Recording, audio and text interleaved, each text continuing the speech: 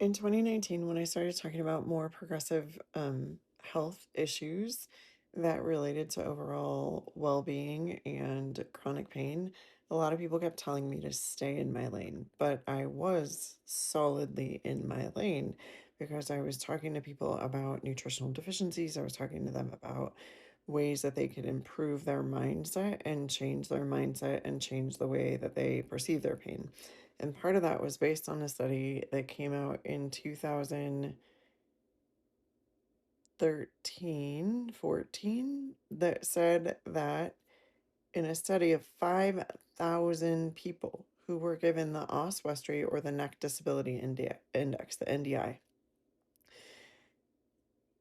that 40% of the people who reported no disability had a significant finding on an MRI or an X-ray, and 80% of the people who had no findings on an MRI reported at least 40% disability due to low back pain or neck pain.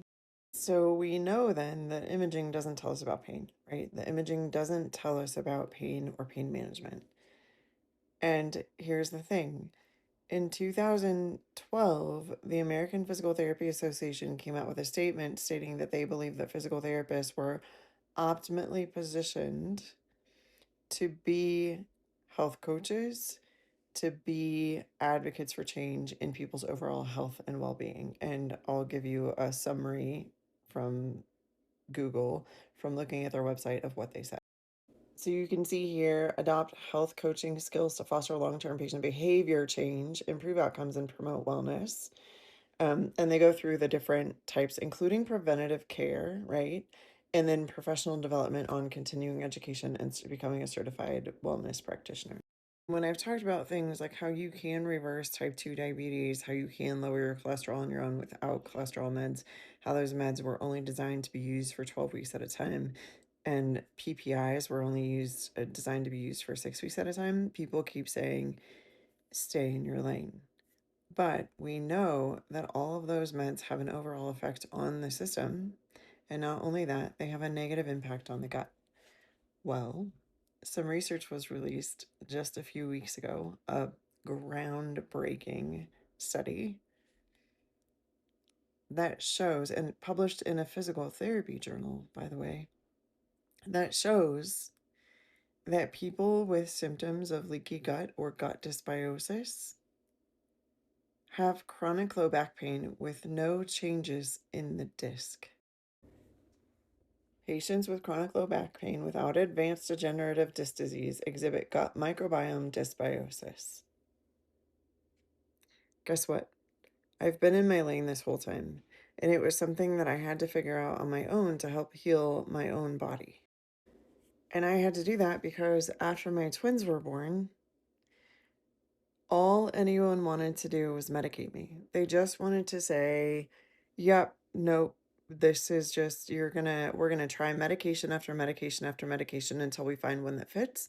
And then once we find one that fits, once we find one that relieves your symptoms, at least for a period of time, then we'll give you a diagnosis. And when I questioned them about nutrition, about other habits, all they said was, in so many words, not as pleasantly as this, but don't question me and get out of my office if you're going to ask questions. I don't want to deal with that. So by 2012, I already knew that issues in the gut created low back pain. I already knew that. I didn't need a research article to tell me. And I started healing myself and helping my patients heal. I got my first health coaching certification in 2014, followed it up with another one in 2020, in 2018 with functional medicine, and then another one in 2020 that focused on epigenetic health coaching. And even as recently as yesterday, I had a client tell me, I didn't realize how much pain I was in until it wasn't there. It's been 4 weeks. She's lost 11 pounds of inflammation and pain in 4 weeks. And a week ago, I had someone tell me I didn't think I had a reaction to gluten. And even when I went off of gluten in the fall and I told you I didn't think it made a difference, I was wrong. I used to have tinea versicolor, which is a disorder that happens when you're exposed to skin. It's actually a fungal infection. And she said it had completely gone away. And then I added low amounts of regular sourdough back in that is wheat based. And lo and behold, my tinea versicolor is back. So while I've been very openly staying in my lane and people have been saying I'm not, the instructions in the article are for physical therapists to openly discuss health of the gut microbiome with their clients with low back pain in order to help get them out of low back pain, particularly if there's nothing wrong on an x-ray or an MRI. It only took the research 12 years to back me up, but hey, the research backs up that I've been in my lane this whole time. And why? Well, the gut is literally the key to all of your health. All of your health. It's the key to a healthy weight. It's the key to your mental health. It's the key to your nutrient absorption. It's the key to your pain center. It's the key to your autoimmune disease. It's the key to your cholesterol regulation. It is the cornerstone of your health. If you're ready to work with somebody that's been helping people with this since 2012 and reversed her own autoimmune disorder and did it from a medical background perspective, because I dug into the research extensively,